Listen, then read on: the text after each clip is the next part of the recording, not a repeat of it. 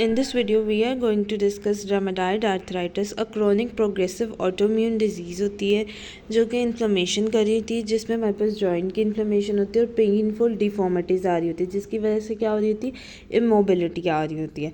Commonly ये जो affect कर रही होती है, हमारे पास स्मॉल जॉइंट आते हैं हैंड के, और ये हमारे पास सिमेट्रिकल साइड पर रहती है। फॉर एग्जाम्पल, अगर राइट साइड पे है तो लेफ्ट साइड पे भी होगी, बोथ साइड पे होगी, बॉडी के अफेक्ट करेगी। फॉर एग्जाम्पल, अगर आप ये फिंगर्स को देखें, ये मोस्टली ओल्ड एज में ऐसे फिंगर्स देख रहे थे जो रेमेटाइड आर्थराइटिस के होते हैं, और ये ऑटोम्यून डिजीज़ है।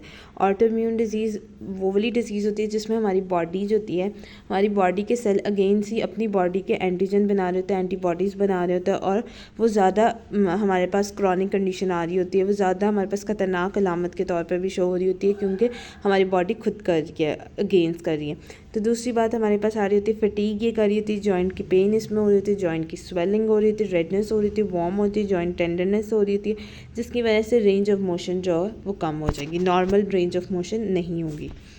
देन उसके बाद जो ड्रग्स आ रही होती है, एडेलिन मोबाब, क्लोरोक्विनीन, एट्रा रिसेप्टिव इन्फ्लिक्स मोबाब, ल्यूकोफेमाइड, मेथ्रोक्सिया, डी पेंसिलिन और रेट्रो ऑक्सीमोबाब, ये 3-4 ड्रग्स 8 ड्रग्स हैं मोस्ट कॉमनली यूज़ हो रही होती है।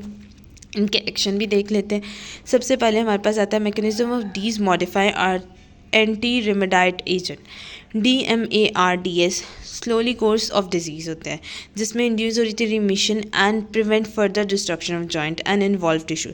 अब यहाँ पे क्या होता है, ये ऑटोम्यून डिजीज़ है, जैसे कि मैंने आपको पहले बताया था। इसमें हमने क्या करना है कि हमने जो है वो जॉइंट की डिस्ट्रक्शन करनी है। इसमें थेरेपी जो इन्वॉल्व होती है, इसमें हम कॉर्टिकोस्टीरॉइड्स हो रही होती है, फिजिकल थेरेपी, ऑक्यूपेशनल थेरेपी।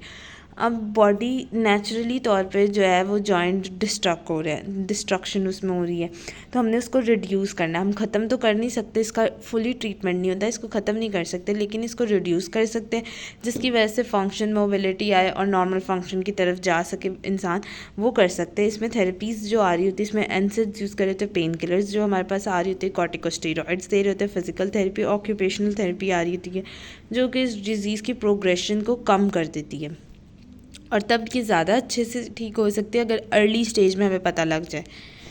दूसरा आता है हमारे पास बायोलॉजिकल थेरेपीज़ इन रेमेडाइड आर्थराइटिस। सबसे पहले 3 चीज़ें इसमें याद रखनी होती है कि इंटरल्यूकिन 1 बीटा आ रहा है, ट्यूमर नेक्रोटिक फैक्टर अल्फ़ा और साइटोकाइनेज। इन 3 चीज़ों का इस्तेमाल जो होता है ये हम रेमेडाइड आर्थराइटिस में कर रहे थे।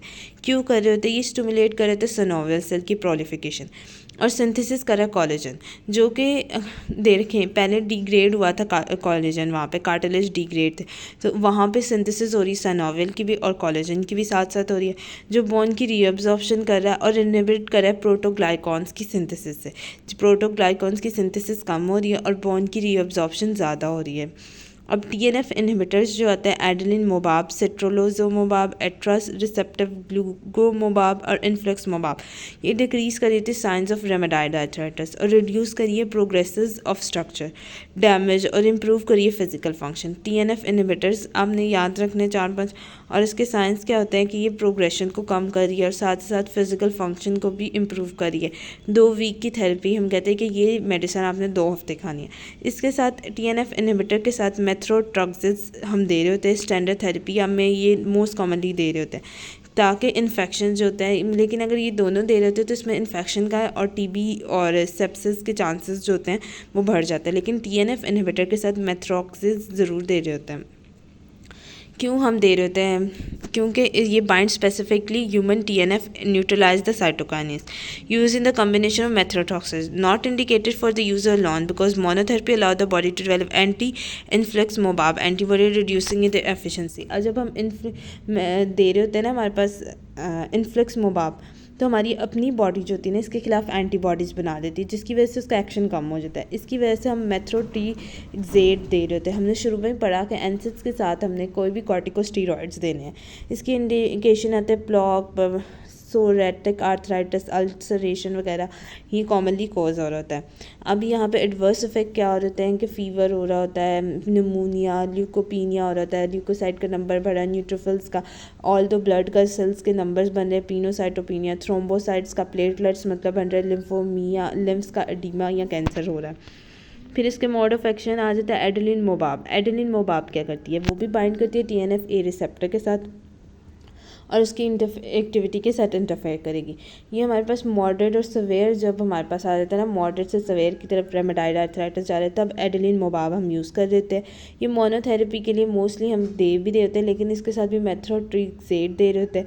इसकी इंडिकेशन सोरेटिक आर्थराइटिस आ रहा था, स्पॉन्डिलोसिस और क्रॉन डिजीज़ कॉमनली हो रहा था। एडवर्स इफेक्ट क्या होगी कि हेडेक आएगी, रैशेस कॉमनली कॉज हो रहे थे, नोजिया वॉमिटिंग जैसी फीलिंग जिसे कह रहे होते हैं। इन्फेक्शन साइट पे रिएक्शन हो रहा था, जहाँ पे इंजेक्शन दिया होता है वहाँ पे भी कुछ रिएक्शन शो हो रहे थे और इन्फेक्शन का भी रिस्क बढ़ जाता है। अब आता है रिथ्रोक्सोमिया का क्या फंक्शन हो रहा था और ये क्या अफेक्ट कर रही है। बी लिम्फोसाइट जो होते हैं ये बोन मैरोस होते हैं, एसेंशियली एफिशिएंट होते हैं इम्यून रिस्पांस के लिए, जिसमें आर ए और बीटा सेल आता है। अब ये एक्टिवेट कर रहे थे टी लिम्फोसाइट को और प्रोड्यूस कर रहे थे antibodies such as anti CCP cyclic citrulline peptide, जो रेमेडाइड फैक्टर को इनहिबिटेड कर रहे होते हैं, ठीक है, और प्रोडक्शन कर रहे थे प्रो इन्फ्लेमेशन साइटोकाइनेज की। ये डायरेक्टली अगेंस्ट होते हैं CD20 एंटीजन के और ये सरफेस पे नॉर्मली पाए जाते हैं। मेलग्रेन बीटा लिम्फोसाइट होता है जो सेल की डिपल्शन कर देता है। इंडिकेशन यूज़ ऑफ मेथ्रोक्सिन के साथ यूज़ कर देते हैं एल्डरली पेशेंट में, रिड्यूस कर देते हैं जॉइंट के इरोजन को और जॉइंट के अंदर जो स्पेसिंग और नैरिंग होते हैं ना उसको कम कर रहे होते हैं। एडवर्स इफेक्ट इसमें यह आता है कि आर्ट्रीसिलेशन होता है, हाइपोटेंशन हो रही थी, एंजियोएडिमा हो रहा होता है। Most commonly typically first infusion पे थोड़े से एडवर्स इफेक्ट ज़्यादा आ रहे थे। इन्फ्यूजन को इंटरप्ट कर देते हैं, वेजोप्रेसिन या एंटीहिस्टामिन हम दे रहे होते हैं, थोड़ी देर के लिए इन्फ्यूजन नहीं दे रहे होते और एंटीहिस्टामिन पे हम कर देते हैं। फिजिकल थेरेपी का रोल क्या रहता है, अर्ली स्टेजेस ऑफ डिजीज़ में फिजिकल थेरेपिस्ट चेक कर रहा होता है उसकी स्ट्रेंथ और फिटनेस को कि जॉइंट कितना वर्क कर रहे हैं। She will make an exercise plan to keep joint healthy as possible. If you have a moderate or adverse rheumatoid arthritis, physical therapy can help you keep to improve your strength or physical. अगर adverse है तब भी वो आपकी मदद कर सकते हैं। Together you will make a plan for each muscle and joint group for further fitness. Exercise cornerstone होता है physical therapy plan में। It match with the ability fitness level के aerobic flexibility और strength कर रहे होते हैं। हीट और आइसिस कर रहे होते हैं। ट्रीटिंग इन्फ्लेमेशन या पेनफुल को हम हीट कर रहे थे या आइस पैक ले रहे होते हैं। Massaging it help to feel better. Thank you so much.